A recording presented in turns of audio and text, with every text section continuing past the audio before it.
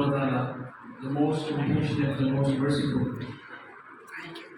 First of all, I would like to thank Sir Hunayn, Sir Abdul Karim and Sir Junaid, because these gentle people have invited me for the 3 times, but I couldn't be able to attend their glorious gathering.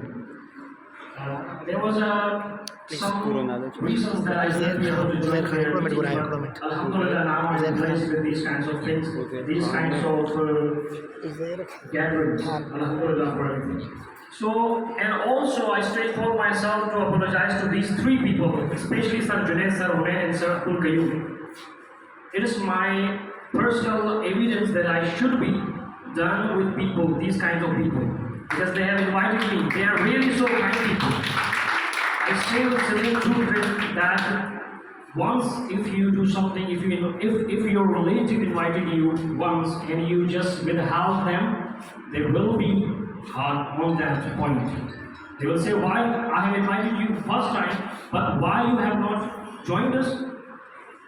And I have 3 times late. I have 3 times missed their invitations. It's very hard, and now again the 4th time they invited me. I really say thank you with my bottom of my heart. Thank you so much, sir. And also I would like to say something in Urdu, because I maybe want to deliver something, and I may have fear that you cannot understand something in properly in English language, but I have to say something in English, in Urdu. میں کوئی motivational artist نہیں ہوں، نہ ہی میرا تعلق کسی field سے ہے.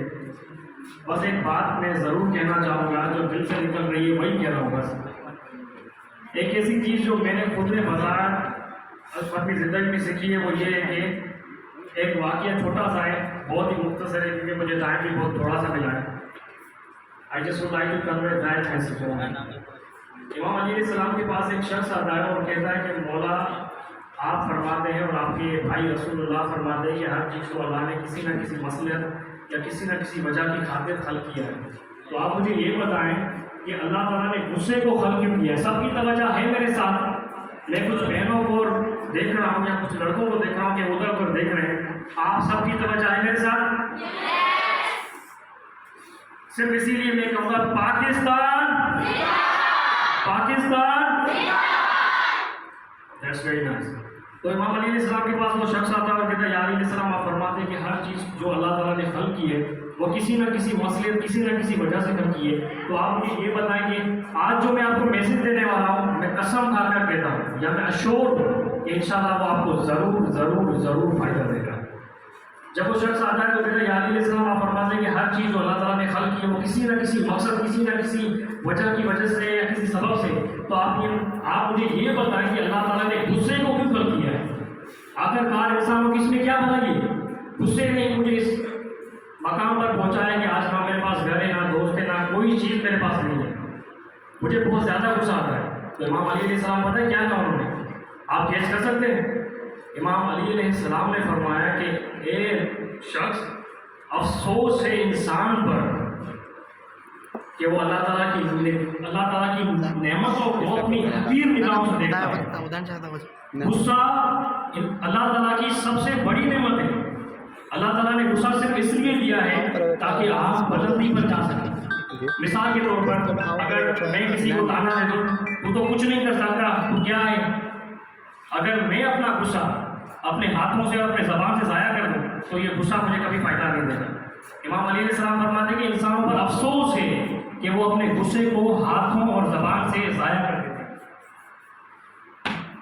اگر یہی غصہ آپ دیکھیں، آپ دنیا کو دیکھیں، پاکستان میں دیکھیں.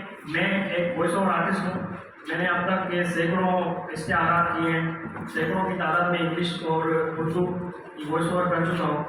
مگر افسوس کی بات ہوتا ہے کیا ہے جو میں اپنا ایکسپیرینس شیئر کرنے والا ہوں یہ کہ مجھے زیادہ تر آرڈر پنجاب سے آتے ہیں، اسلام آباد سے آتے ہیں، امریکہ سے آتے ہیں، آسٹریلیا سے آتے ہیں، پر افسوس کہ کوئی سندھ سے نہیں آتا. کیوں؟ کیونکہ ہم بہت پیچھے اس دوڑائی میں. تو بس میں آ کر میں یہی کہنا چاہوں گا کہ اللہ تعالیٰ انسان کو کامیاب دیتا فرمائے.